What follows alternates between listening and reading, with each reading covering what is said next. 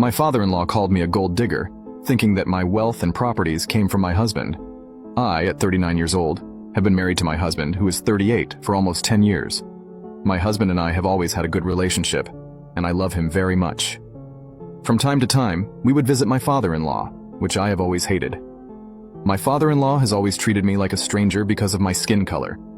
To provide some context, I was born in Jamaica, and my parents brought me to the US when I was just 3 years old.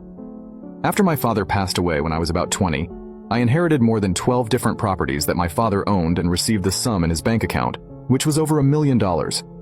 I am a real estate agent, while my husband is a physical therapist. I have always enjoyed living a humble life and enjoying simple things. My husband, on the other hand, likes to flaunt the material things he has bought and owns. He has always told me that the reason for this is because he grew up with nothing, which I didn't judge.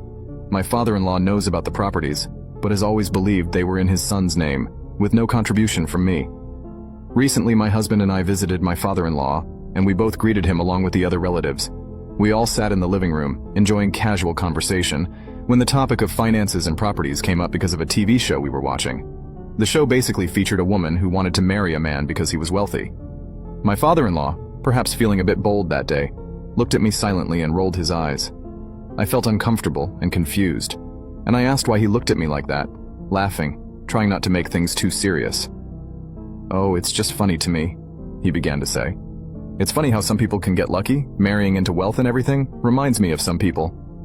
His look pierced me, and I felt insulted and disgusted by what he was implying, almost casting me in the role of the gold digger from the show we were watching. After everyone was getting ready for dinner, I saw my father-in-law in the kitchen alone, preparing things. I decided to approach him and asked if he was implying that I was a gold digger while we were in the living room. Now you can see the second part by pressing share and more. Part 2. My father-in-law called me a gold digger, thinking that my wealth and properties came from my husband. After a moment, he laughed and said he found it interesting how people end up benefiting so much from their partners.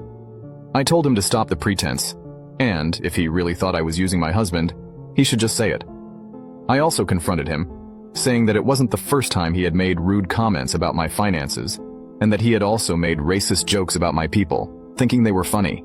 He seemed shocked and started playing the victim, saying he thought I would understand because, by marrying his son, I had access to various properties due to him.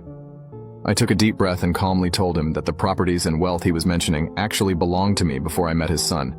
He seemed confused and asked why I was claiming my husband's properties, as if they were mine. That's when I realized my husband had been telling his family that all the properties in my possession were his. I called my husband to the kitchen with my father-in-law and asked him whose names the properties were in. Caught off guard, he hesitated. When our eyes met, I saw guilt before he admitted they were mine. I looked at my father-in-law, waiting for his reaction.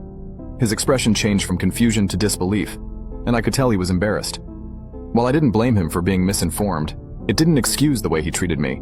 He stormed out of the kitchen, leaving just my husband and me. I told him I needed some time alone and that I was leaving. As I was about to leave, I saw my in-laws consoling my father-in-law, who was crying on the couch. I rolled my eyes, knowing he was probably playing the victim. Since then, my husband and I haven't talked, and neither he nor his father has apologized. This situation is making me question our marriage and whether he really cares about me. Sometimes I think I'm acting out of emotion, but I feel very isolated right now. Fortunately, we signed a prenuptial agreement before we got married. I'm feeling lost.